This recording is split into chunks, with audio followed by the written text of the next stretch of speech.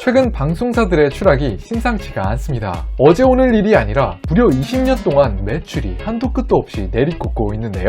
이렇게 방송사들이 고전하고 있는 이유는 유튜브로 대변되는 뉴 미디어들의 시대가 도래했기 때문인데요. 공중파 방송의 대표주자였던 SBS의 시가총액이 인터넷 방송에서 1등, 2등, 3등도 아닌 아프리카 TV에게 주가가 무려 반도 못 미치는 그런 모습을 보여주고 있습니다. 한때는 자존심이 굉장히 높았던 방송사들, 그런데 그런 방송사들이 이제는 새로운 시대가 왔음을 인정하기 시작했는데요. 이렇게 유튜브와 같은 뉴 미디어 플랫폼 안에서 살아남기 위해 각고의 노력을 펼치고 있습니다. 10년 전만 하더라도 정말로 재밌는 컨텐츠들을 많이 제공했던 그런 방송사들이 새로운 도전에서 성공할 수 있을까요? 그런 방송사들은 요즘에는 어떤 꿈을 꾸고 있을까요? 포셔PD와 함께 알아보도록 하겠습니다. 지금까지 유튜브가 이렇게까지 큰 성장을 한 걸 많은 분들이 예상하지 못했어요. 실제로도 트래픽을 보면은 한 2016년 때부터 급성장을 하기 시작했는데 거의 해마다 50%, 100%씩 성장을 했죠. 실제로 국내에서 가장 오래 사용하는 동영상 앱으로 집계를 보면 그냥 말도 안 되는 차이로 유튜브가 1등을 하고 있습니다. 저번주에 웨이브를 말씀드렸었는데 비싼 플랫폼인 웨이브하고 유튜브의 차이를 보면 진짜 말도 안 되는 그런 큰 격차가 나는 것을 볼 수가 있죠. 심지어는 요즘 세대 친구들은 영상을 즐기는 뿐만 아니라 어떤 게 궁금한 게 있을 때 인터넷 포털에서 검색을 하는 게 아니라 유튜브에서 문장 그대로 뭐 팬케이크 만드는 법, 팬케이크 맛있는 곳 이런 식으로 검색까지 역할을 한다고 합니다. 이런 상황을 어떤 회사들이 정말로 못마땅하게 여길까요? 맞습니다. 바로 방송사들입니다. 특히 방송사들은 이런 유튜브의 약진으로 어마어마한 타격을 입고 있는데요. 방송사들이 어떻게 돈을 버나요? 기존에 있던 방송사들은 이렇게 TV를 통해서 각각 프로그램 중간중간마다 광고를 배치해서 그런 광고 매출을 수입을 해왔잖아요. 잘 아시는 것처럼 그런 광고 수익이 이런 방송사들의 가장 큰 소득원이었습니다. 그런데 그런 방송사들의 광고 수익 매출 현황을 보면은 진짜 바닥이 없는 것처럼 내리꽂고 있어요. 그 이후로 이렇게 반토막도 아니고 반에 반토막이 나는 거 아니냐는 그런 말이 나올 정도로 진짜 말도 안 되게 내리꽂고 있죠. 아니 2002년부터 물가 상승한 것만 해도 얼만데 매출이 그에 맞추어 상승은 못할지언정 더 아래로 내리꽂고 있어요. 이런 그 광고 수익을 가져가는 회사들이 주로 뜨는 그런 뉴미디어, 인터넷을 기반으로 한 유튜브나 페이스북 플랫폼 사업자들입니다. 그런데 사실 생각을 해보면은 이런 유튜브나 페이스북이 10년 전, 15년 전에 처음부터 기세에 등등한 건 아니었어요. 진짜로 15년 전만 해도 KBS, MBC, SBS 입장에서 유튜브를 거들떠도 잘 보지 않았어요. 왜냐하면 우리가 주류 컨텐츠고 우리가 훨씬 더 질 좋은 컨텐츠를 제공하는 그런 회사들이었으니까요. 저희가 잠깐만 기억을 떠올려봐도 굉장히 많이 즐겼던 이런 컨텐츠들이 있죠. 무한도전이나 1박 2일 정말로 토요일 일요일마다 가족들끼리 모여서 항상 보고 그런 것이 항상 일상화되어 있고 주중에 회사나 학교에 가면은 그것을 봤냐는 게 너무나 당연해서 인사 대신 1박 2일 재밌지 않았냐 이렇게 화두를 던지기도 했죠. 당시에도 유튜브가 있었어요. 방송사들의 기세가 워낙 등등했기 때문에 유튜브에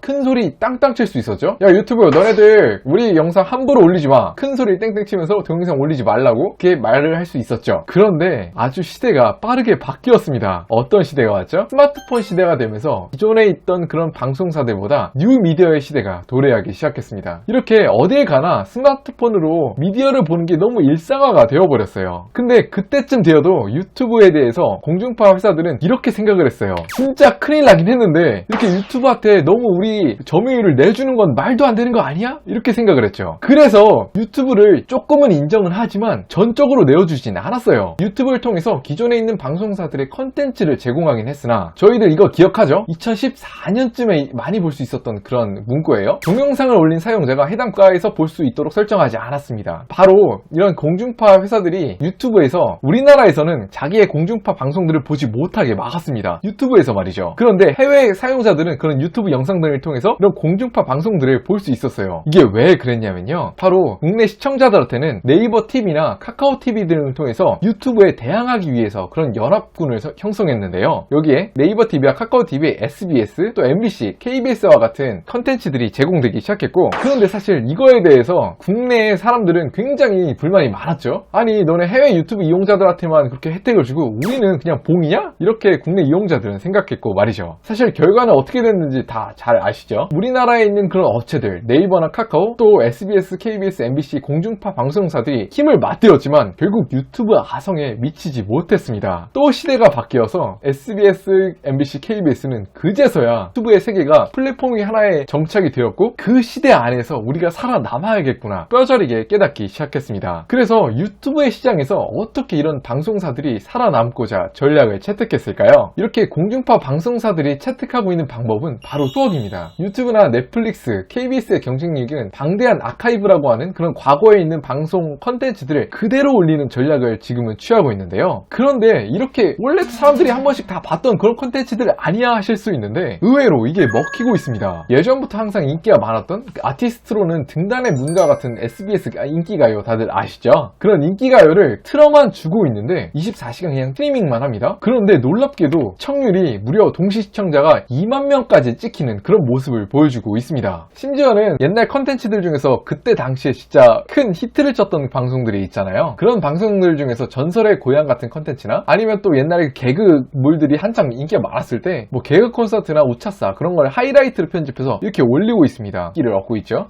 바로 얼마 전에는 이렇게 태조 왕건 진짜 추억 속에 있는 그런 정통 사극을 200회차 연속으로 스트리밍을 했는데 이게 꽤 큰 반향을 일으켰습니다. 사람이 많았을 때는 무려 13,000명이 동시에 시청하고 그런 굉장히 큰 기록을 세웠죠. 여기서 한 가지 곁다리로 제 개인적인 생각을 말씀드리자면은 예전에는 우리나라 사람들이 정통 사극을 많이 봤는데 용의 눈물이나 태조 왕건가 그런 방송들 말이죠. 그런데 아쉽게 요즘에는 그런 전통 사극들보다는 이런 좀 판타지 요소가 가미된 그런 조금 사파 사극들이 인기를 얻고 이런 예전 같은 그런 정통 사극들이 잘 나오지가 않는 것 같아가지고 조금 개인적으로 아쉽습니다. 그런데 이렇게 추억 방송들이 유튜브에서 인기를 얻다 보니까 그야말로 새로운 컨텐츠들이 계속 올라오는 것이 아니라 예전에 추억을 자극하는 우리의 젊을 적 어릴 적에 그런 추억을 자극하는 그런 방송들을 통해서 인기를 얻고 있다 보니까 주로 나이 드신 분들이 많이 가는 그런 탑골공원을 착안해서 그런 별명이 붙었죠. 그래서 왜 이런 현상이 유튜브에서 일어난 걸까요? 우리는 사실 본능적으로 새로운 컨텐츠를 더 좋아하지 않았나요? 사실 이런 게 우리나라의 좀 어떤 세태의 변화, 트렌드의 변화를 보여주고 있는 것 같습니다. 우리나라가 사람들이 굉장히 빠르게 늙고 있어요. 그 사람의 그 나이가 41살, 42살 가까이 되었다고 합니다. 요즘에 보면 영화에서도 예전에 극장은 20대 여성, 20대 남성 이런 젊은 층들이 주류 타겟이었다면 그 타겟이 30대, 40대로 올라서고 있습니다. 실제로도 요즘에 생각해보면 20대의 주연 배우를 맡는 그런 비중이 훨씬 더 줄어들고 30대나 40대의 배우들이 주연으로 맡는 경우가 훨씬 더 많아지고 있죠. 실제로도 저희가 한번 생각을 해보면 이런 현상이 얼마 되지 않은 현상이에요. 10년, 15년 전쯤에 인기를 얻었던 내 이름은 김삼순 드라마를 기억하시나요? 그 김삼순 캐릭터가 좀 되게 노처녀고 히스테리 불리는 그런 캐릭터로 나왔잖아요. 그런데 이게 불과 15년밖에 되지 않은 그런 드라마인데 놀랍게도 그 안에 극 중에서 캐릭터의 나이가 30살로 나옵니다. 여기도 그 설명이 나오죠. 엽기 발랄 노처녀 뚱녀. 아니 근데 사실 요즘 결혼하는 나이를 보면 초혼 연령이 이거 통계청 공식 자료입니다. 처음 결혼한 연령이요. 남자는 36, 여자는 33 한국 나이로요. 이렇게 늦어지고 있어요. 그러다 보니까 이 30살이라는 그 나이가 아니 초혼 연령보다 평균보다 3살이나 낮으면은 그걸 과연 노처녀라고 할 수 있나? 이게 바로 10년, 15년 만에 생긴 그런 변화죠. 요즘에는 그래서 어떤 일까지 벌어지고 있냐면요. 예전 같으면은 연예인들이 데뷔를 할 때 나이를 줄여서 발표했어요. 그게 더 이득이라고 생각했기 때문이죠. 그런데 요즘에는 오히려 드라마에 나올 때 주연 배우들의 그런 캐릭터 그 나이보다 오히려 배우들의 나이가 더 적은 그런 모습을 보여주고 있습니다. 타겟층이 바뀌었기 때문이죠. 과거에 있는 아카이브 자료들로 인기를 구가하고 있지만 사실 그런 그 추억팔이 요소들이 평생 갈 수는 없잖아요. 그런 소재들도 고갈되고 있기 때문에 이렇게 지금 SBS나 KBS, MBC가 유튜브에서 잠깐 인기를 얻고 있다고 하더라도 그래도 여전히 혁신이 필요하지 않나 그런 의견들이 나오고 있습니다. 여러분들 많이 아실 것 같아요. 장성규 아나운서의 워크맨이나 G.O.D의 가수였죠? 왓썸맨들을 많이 보셨을 것 같은데요. 회당 정말 몇백만의 조회수를 기록한 정말로 인기 있는 그런 유튜브 채널들입니다. 그런데 사실 이런 방송들을 보면서 아마 눈치채지 못하신 분도 있으셨을 것 같은데 이 왓썸맨이나 워크맨을 만든 곳이 바로 룰루랄라라고 하는 스튜디오인데요. 바로 JTBC에 속해 있는 그런 스튜디오입니다. 기존에 있는 그런 방송사들이 처음으로 유튜브에 와서 정말로 메가톤 히트를 친 그런 채널들이라고 할 수 있죠. 그런데 사실 이런 방송사들이 처음부터 이렇게 유튜브 생태계에서 성공했던 것은 아니고요. 이렇게